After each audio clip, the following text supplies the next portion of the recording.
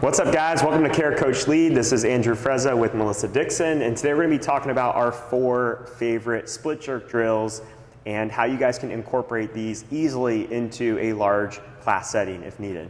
All right, so we're going to be talking about some of these drills and some of our favorite ones and why. So let's start with this first one, and this is so simple and so easy. I don't know why we didn't do this for years, but we just started doing it recently, and it's awesome. And that is just incorporating some split stance work in your warm-up on your split jerk days, okay? So this could be split stance halos, this could be split stance single arm presses with a light dumbbell, and this is a chance for you to coach the footwork in a really static setting while people are warming up and they're starting to get that mind-body connection before you add any speed or dynamic movement to it. So what it might look like, you have a dumbbell there, and you're gonna establish your split stance, okay?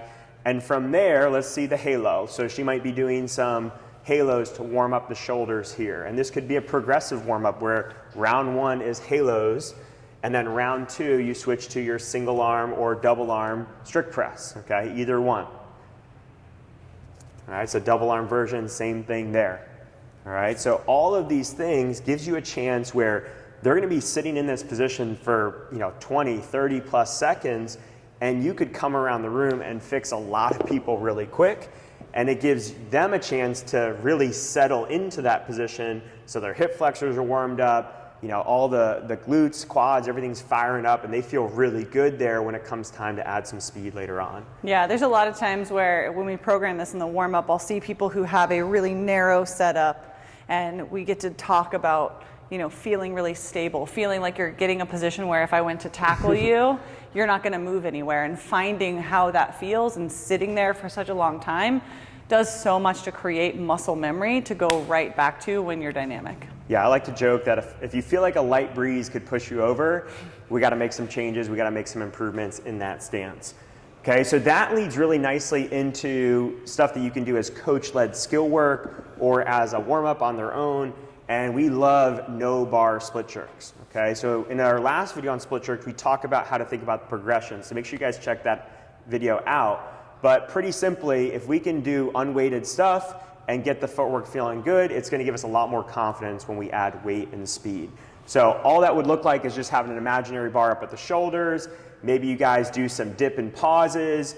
You maybe just work on foot position and where that barbell is placed. But once you get good there, then you can start doing the dynamic movement, okay? And you want to work on it as if you had a heavy load there, right? You want to go through those steps of landing, getting stable, recovering the feet, talking about how the whole thing should happen with no weight, no barbell. And what I love about this drill is you could have a massive class and no one needs any equipment. They just need a little bit of space and they can do this. So if you're in a class where people are partnered up on a barbell, they're sharing barbells, it's easy to do this first drill and you can do a lot of reps. You can do 8, 10, 12 reps of this because everyone's able to do it at the same time and it's not super taxing, but it creates a lot of muscle memory. Yeah, and the fact that you don't have a barbell means you can do a lot of holds too, where when you're holding a 35 or 45 pound barbell, it gets extra miserable, extra quick, and as a coach, you feel that pressure that I can only really come around and correct 1 or 2 athletes in their stance or in their hold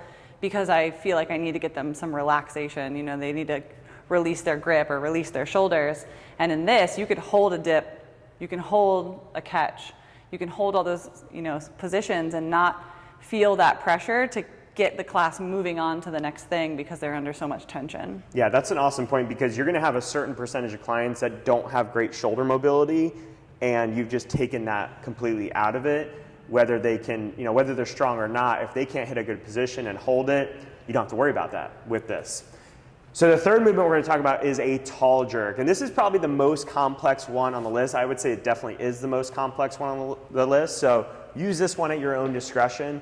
But I really like it for teaching athletes the difference between any jerk, push jerk or split jerk, but we're going to use it for the split jerk today, and our push presses and strict presses. Most athletes have never really felt what it's like to drop under a bar. They've only felt what it's like to press a bar up. And then they might do something that looks like a drop, but they've never truly gotten the bar like weightless and dropped under it. So with this drill, you'll get to your rack position And you can kind of cue a class together. So what we'll have them do is squeeze their butt first, come up onto their tippy toes second, lift the bar up to about the top of their head, and then we'll say go, and they have to drop under the bar and try not to press up further. Okay, and then you can recover and back down. So same sequence, squeeze the butt, tippy toes, bar by the top of the forehead, and go, and then recover. So you can see the goal is that the height of the bar when it's at her forehead,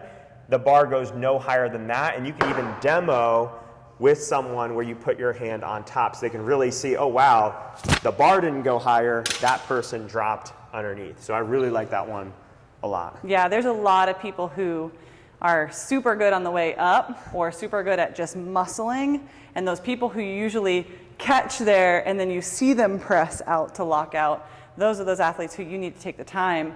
And a lot of times I'll do this too with an empty, with no barbell, with no weight, of just get tall and drop. Speed under it, because you'll see them kind of like let gravity take them under, and you have to be quicker than gravity. There's no way that you're going to get there fast enough unless you're pulling yourself under. Yeah.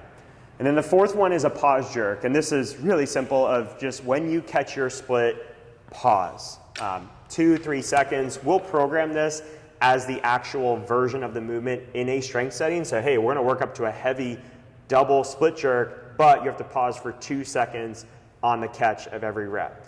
We also do it in warm-ups and skill progressions as well, and you're simply going to land, pause, 1001, 1002, try to recover front foot back, back foot forward.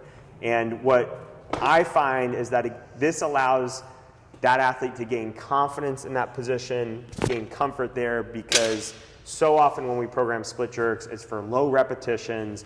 It may not happen as often as other movements like a traditional squat or deadlift unless you're a true Olympic weightlifter. So we need to find ways to get more muscle memory, more exposure, more time with the movement, and pauses are great for that. Yeah, another thing I like about the pause is it gives a person time to figure out if they're actually stable or not. So when they're in that catch position, can I push you over? Does it feel like a light breeze is gonna push you over? Whatever you wanna say in that moment of, you know, do you really feel like you're able to nail it and feel stable? Because if not, we need to adjust something in your stance. We need to adjust something of where you're catching it. Is something feeling like it's going forward or backwards? It also gives you as a coach more time to coach because you have those holds. And the longer we hold, the more our eyes can see and cue and correct and make people better. Awesome. Well, I hope you guys found this helpful. If you have any questions or comments, leave them below, and we'll see you in the next video.